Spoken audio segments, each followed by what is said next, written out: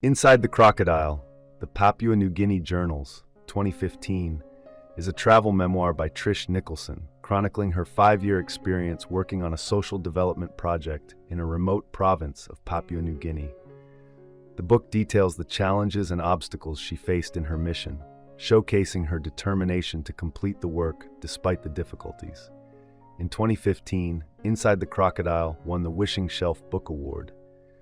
Nicholson, a social anthropologist, novelist, and travel writer, is well known for her insightful travel writing and informative news columns. Her work has been featured in major UK and Australian publications. The memoir opens with a brief explanation of Nicholson's decision to travel to Papua New Guinea and her goals for the book. She first arrived in 1987, working on a World Bank-funded development project in the remote border town of Sandaun, West Sepik. Her mission was to learn more about the local tribes in order to help build their infrastructure. New Guinea, with its cultural complexity, is home to over 800 indigenous languages, making it one of the most linguistically diverse nations in the world. Nicholson notes that many native tribes remain largely untouched by the outside world and emphasizes the importance of respecting their boundaries. Despite the country's traditional isolation, generational shifts are occurring as younger generations leave their ancestral homes for the cities, where they engage with the global world and pursue successful careers. While this migration is not the central focus of the book, Nicholson touches on the tensions it creates between the generations. Nicholson arrives in New Guinea with no illusions about the enormity of the task ahead. Aware that she cannot solve the country's problems, especially one so vastly different from her own, she also knows that many locals may resist her efforts, as she is an outsider. Despite these challenges, she remains committed to her work, though unsure if she is the right person for the job. Throughout the memoir, Nicholson outlines her specific role within the broader development project. While the initiative spans various sectors, Nicholson's team focuses on institution building, teaching locals how to manage new infrastructure and run their own businesses.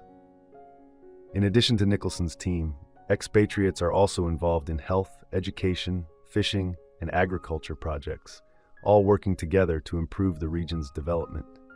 Together, Nicholson and her team aim to modernize West Sepik, making it profitable for the local population. However, from the moment she arrives, Nicholson faces one challenge after another. As expected, local political leaders refuse to offer support, but she finds the locals more willing to help. She battles the oppressive heat and dense jungle, constantly feeling unsafe in her new surroundings. When writing letters home to her family, she censors her true emotions, not wanting to cause them concern. Nicholson soon learns that survival in New Guinea depends largely on understanding the local social structure. One key aspect is the grace and favor system, in which helping someone is always reciprocated with a favor in return. If she refused a request, it would lower her standing in the local hierarchy. In the midst of the challenges, Nicholson finds unexpected allies, including a dog named Frisbee. She also connects with like-minded expats dedicated to improving the underdeveloped area. Grateful for their support, Nicholson acknowledges that she could not have accomplished her project without them. With their assistance, she builds a school for local children and confronts problematic political leaders.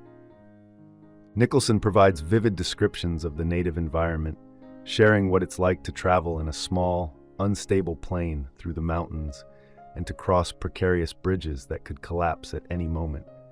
She also highlights the harsh realities of life in New Guinea, including the lack of medical care, where diseases like malaria and the dangers of bites and stings often lead to death. Nicholson strives to make readers feel as though they are walking alongside her through the jungle, offering an immersive experience that deepens their understanding of the region. She recounts nights spent sleeping outside due to the intense heat indoors, often drifting off to the sounds of tree frogs and other jungle creatures. Though the adjustment to life in the New Guinea jungle was difficult at first, Nicholson eventually embraces it. After 5 years working with the locals, she hopes they continue to thrive and apply the skills taught by her fellow expats.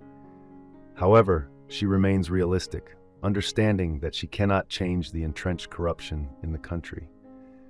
Still, her greatest hope is that her efforts have brought the world closer to the extraordinary people of New Guinea and have inspired some of them to realize their full potential. I hope you enjoyed this video. Leave a like if you did, and be sure to subscribe.